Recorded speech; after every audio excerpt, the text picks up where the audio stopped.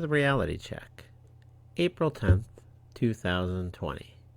Today's show, of course, we'll talk about COVID-19 and many other things like COVID-19, because that's all we can talk about. So how's everybody doing with their pretty much 45-day free trial of communism? Go to the store, 1 toilet paper. Go to the store, 1 eggs. Now, I gotta back up with that. Speaking of this, we hear stories here in Arizona that they're breaking eggs and dumping out milk because the stores aren't buying enough. So, a few things with that. Like, one, the stores aren't buying enough. Half the time, stores around here are out of eggs. Milk's been decent, but they're out of eggs 50% of the time now. Why aren't they buying more? Is that real? Secondly, if stores aren't buying as much and you're still producing because that's what the amount was before, which I can't imagine it's less now because more people are shopping and eating at home, so there's less places to eat out, and you're trying to stay in, why aren't they donating this milk and eggs to food banks? Makes no sense. They're just destroying it. Something doesn't add up there. But that's pretty much the way our show's going to go today. Something doesn't add up there. Fraud and stuff. Speaking of strange things, I mean, Bill and Melissa Gates, it's like they're almost like the founder of Planned Parenthood, you kind of think, with these two. Look behind they're donating to this, they're donating to that, but it always seems like causes that are gonna kill people instead of save them. Like, all you hear from Bill Gates these days is how everything needs to stop and pretty much die until we find a vaccine. Now, why would a computer guy be so obsessed with that? It's just always very interesting. You gotta ask yourself the right questions. Speaking of asking the right questions, the COVID nurse, the COVID tears nurse, right? Now, you had this young lady who CBS was reporting her plight. Now, firstly, from the looks of it, we need Dan from Crank Anchors over here to do his thing, if you know what I mean. If you know Dan from Crank Anchors, you know what I'm talking about. But they had the story of human tragedy, COVID-19 pandemic, a tearjerker, that a nurse burst into tears describing how she quit her job because none of the nurses in the coronavirus unit were wearing masks. They weren't allowed to. They were banning nurses from using their own protective equipment because she tried to use her mask. America's not prepared. Nurses aren't being protected. The tearjerker moments. Let's say it's Trump's fault. But then when you do about 35 seconds of research, the story's not what it seemed to be. Here was a girl who was singing coronavirus songs on social media. She was actually assigned an N95 respirator to wear. And she didn't quit her job after long and tireless struggle. She says that she quit her job on the first day. She had taken a year off because she was down with the struggle of being a blogger and an Instagram model. Now where's Danny from Crank Anchors again? We need him. So things are not what it seems. And of course, CBS didn't do their research, but she's promoting hand sanitizer. And that's good for the coronavirus. What a helper she is. It's not the first time, of course, news has led us astray with the fraud. Not even the first time during this pandemic. Remember, we need real and accurate information from the media. Yeah, there are some opinions in there sometimes. Absolutely, they're human beings. But it's irresponsible. Remember, CBS was the one who used footage from an Italian hospital talking about how bad it was in New York. Oh, they'll blame it on some mix-up, yada, yada, yada. But the mix-up can only go one way. The way of their beliefs. You ever notice that? So they're not really mix-ups in that sense of the matter. No, they're not. It's fraud at that point. Now, we had the New York Times, surprisingly enough, after weeks of President Trump taking it on the chin and being blamed for a virus which he couldn't control. And he was the one who first put into place the ban from people coming in from China. And then we had, remember, Pelosi and Cuomo basically calling him a racist, xenophobe, and them telling you how they're going to Chinatown. Now, for anybody who pays attention, you'd know that's a racist remark for them to say. But whatever. So the Times actually published a piece, and they just gave critique of New York's finest leaders, like de Blasio and Cuomo. The delays in the fight of this virus came from de Blasio and Cuomo. They didn't take it seriously. They told you to live your life normally.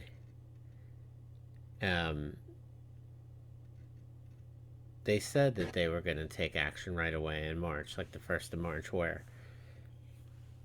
this virus had outbroke in New York. You had your first positive test. And they said it would be readily contained. No big deal. Nothing to worry about here. Don't worry about it, Don't worry about it. Now we heard we need the respirators. Now, they were the ones who are supposed to have it stocked. That's local government's job. And the federal government comes in to help out. You bring the extra aid. Then you find out they had some still in storage. And then you find out that good old de Blasio had actually sold some on auction, some of the respirators. So, because he didn't want to pay for the maintenance of them. So here you had a bad job, a failure. The common enemy would be the China government. They lied and covered up the extent of the problem. The World Health Organization, another liar. And then 2 failed leaders in New York City, putting the blame on other people. But what else do you get from them? Nothing of any good value. So we move on, right? Sweden, they've taken a different approach to the coronavirus. Now, everybody loves Sweden when it comes to healthcare and whatnot. They talk about how great it is, but nobody's really talked about their approach to the coronavirus. They have more calibrated precautions. They only isolated their most vulnerable people, not a full lockdown. Yeah, they don't have gatherings of over 50 people. Some of the high schools and colleges are closed, but they've kept their preschools, the grade schools, the bars, restaurants, park shops, they're open. They didn't rush to lock down their nation. It's hard to even say. We don't know how long the COVID particles survive in the air and the water, on contact surfaces. We're just guessing on all this stuff. We don't even know what part of the population has been exposed already and fought off the coronavirus. how do we know anything we're doing is going to flatten the curve? There are simple questions with complicated answers. But, the evidence that people say is that the quarantine works and the social isolation works when they talk about, like, the Diamond Princess cruise ship and 700 cases, right? In one ship, 8 deaths. But the ship is not how we lived. I mean, that thing's densely packed. I mean, it's basically a container of human sardines that represents nothing like the living conditions we have here. I mean, some countries might live like that, but we don't. You're putting people in highly invasive and burdensome lockdown, no end in sight. It's just rough. It's the first time we've actually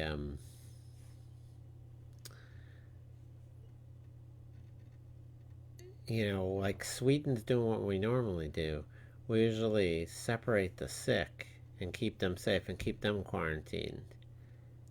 This is the first time that we're actually locking down the people that are healthy and keeping them isolated. So, very interesting. Pretty much the opposite of what we always done. That's pretty much what we have here. Hard to say, but, another odd thing in the media. You have to... How crazy are they that, like, Trump actually gets excited about a drug? The hydrochloroquine. And he's hoping that it could... That's all he's saying. He's hoping it could help people and help us out with this. And they're so angry about it. Like, no and no. And he must own something in the company for it to come out. I mean, that's all they're going on about. Not like, let's investigate it and see.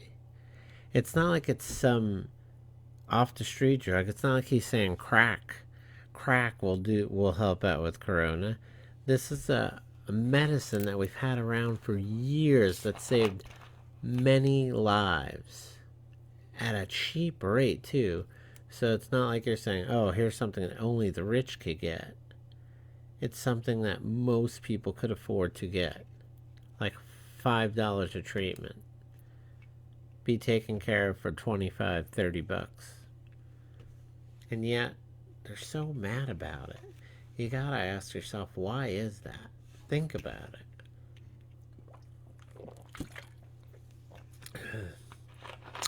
it. Now you hear hospitals being overrun. Yeah, New York, New Jersey, California, I'm sure that's the case. But in other states, they're not. You think about, there's corona, but not everybody who has it is in the hospital. And then you have people that aren't going for other things normally that they would have.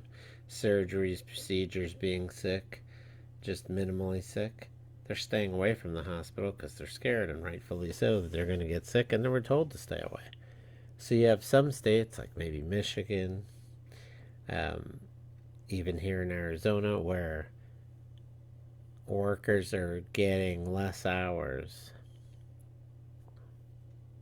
And some of them are even being let go in the middle of a pandemic in certain states. So, something to think about, right? Something to think about. There was a study that came out that shows that the N95 masks that allow penetration of a range that the coronavirus, the COVID virus, right? It's the corona SARS. The virus can basically go through those N95 masks, making them useless. So you can inhale the particles suspended in the air. Um, there are two types of the N95. There's that half mask, and then there's the other kind. That's like more of a full mask. You know, these masks don't fully protect you. They don't provide the protection level against the small virions, and some of them, I'm sure if they're not the best grade, maybe the ones made in China, some of those surgical masks let a significant fraction of the airborne viruses penetrate, through their filters. You have very low protection against some of the infectious agents. Most of these masks are made to protect the environment from the wearer. And the respirators protect the wearer from the environment. It's always something to think about. We learn new stuff every day. And who knows who's right, but you gotta just be careful. I guess the best thing is to try to avoid people and be safe. But, then we have the daily heroes like Dr. Fauci and Dr. Deborah.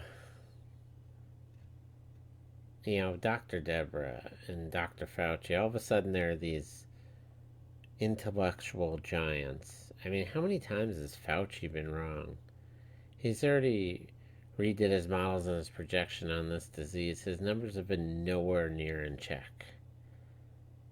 And Dr. Deborah there, Deborah B., Hillary Clinton lover. Hillary Clinton Victory Fund, Hillary Clinton for America, multiple time donor. She was basically a close friend, at least as far as running stuff, for good old Hillary. Multiple time donor, knew good old Billy Clinton. So, how much can we trust what she says? I don't know. But it is what it is, right? That's all we can say to that. I don't know. Let's see. I don't even know where to go from here. Headlines. What do we got?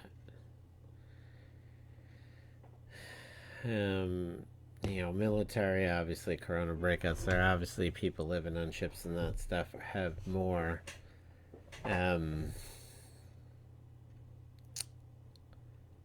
There's more of a chance, obviously, in close corners. Just like you see the heavier populations are like your New Yorks, your New Jerseys. In places that are less populated, do better. The CDC's and both Fauci and whatever, they both admitted that they're pretty much not even to be trusted. Their government statistics on the COVID deaths, the CDC, can we trust much of anything they say? Normal rules of reporting deaths have been violated to inflate the body count. Maybe get some more taxpayer dollars. Every time there's people on a respirator, you know that these hospitals get $39,000. $39,000.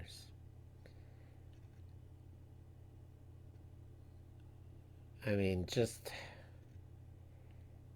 there are doctors who have come out, small town physicians, like in Montana, in Maryland, and explained how the death certificates are made. Why would anyone care about how a death certificate's made, right? Well, you should care when the governments are making massive changes that affect our constitutional rights based on deeply flawed systems, inaccurate statistics. Few people know how much individual power and leeway are given to these physicians, the coroners, medical examiners.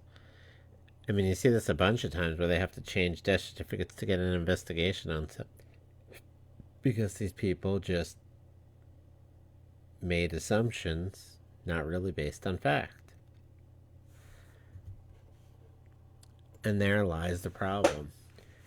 As the old saying goes, who watches the watchers? We don't know with any certainty the cause of a lot of people's deaths. Obviously, we have to trust these people. The autopsies are really going to be performed in this death. I mean, we've even had Supreme Court judges die of suspicious reasons, or what could be suspicious and no autopsy done, right? So are they doing autopsies for regular people who die, and if they think they have COVID? Nope.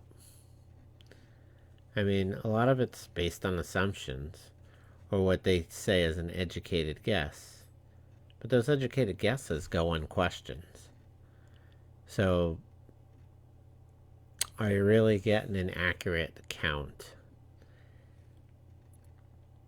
I mean, they count, I'm sure, the true COVID-19 cases and then speculative guesses at the same time.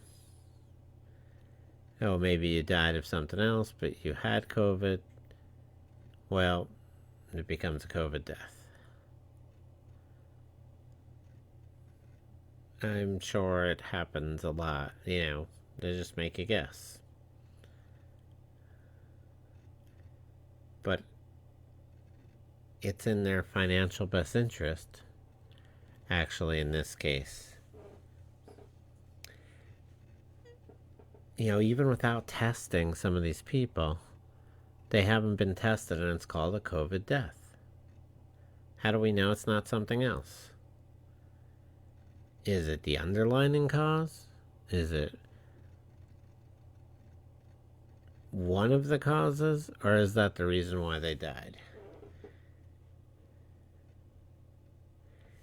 I mean, should COVID-19 be put on a death certificate if it's not even confirmed if the person had it, I should say? I mean, in that sense, it's easy to add false numbers. Oh, you thought they were sick? Oh, they wasn't feeling good? COVID-19, boom. But if you didn't test them and verify the test, how do you really know?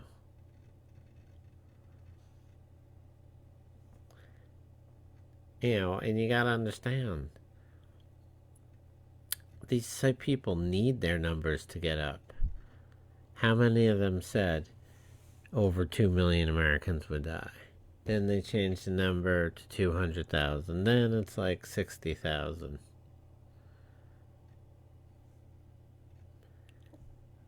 It's just hard to know for sure. But when you're force fed the outcomes you want, you can get closer to your truth. And that's probably the biggest problem we have here.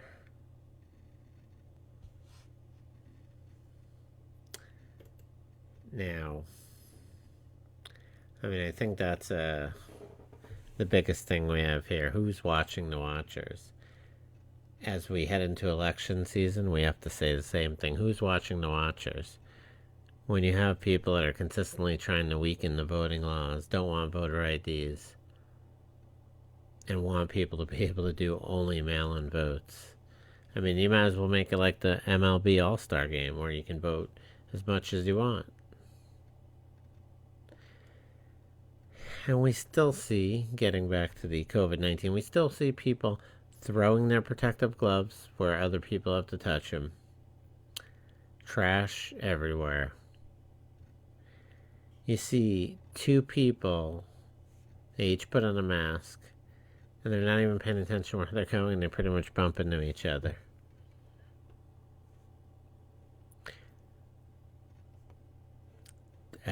What can you say about that?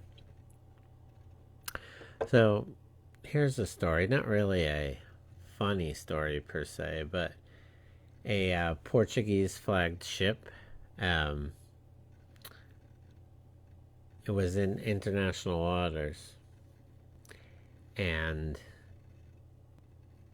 the Venezuelan Navy was patrolling, came after this vehicle, told it to come to our port, and they're obviously like, no, we're in international waters, let us be. And of course, this naval ship fired upon the Portuguese ship, and in an act of aggression in international waters. So then, after the firing didn't do anything, the ship just started taking off in the direction it needed to go. The Venezuelan ship actually tried to ram the Portuguese ship and ended up sinking itself. So, how fun is that? Another socialist country story of success.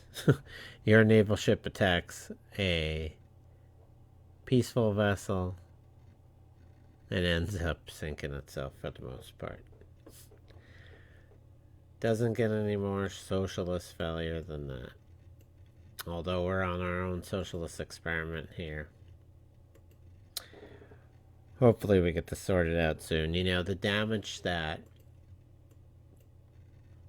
this is doing to people, to adults, kids alike, small business owners, it's getting to the point where it's going to be irreparable. And then everybody's trying to get in your pocket, whether they're offering you bad loans or making excuses why things can't be normal. Businesses taking away bonuses. Like, your bonus, you've done something to earn it. So if you do that, you've made the company money. Nobody's paying a bonus out more than what that employee earned for them. So I never understand how taking that away is a good thing. They're making you X amount of dollars. You're paying them Y amount of dollars, which is less than X.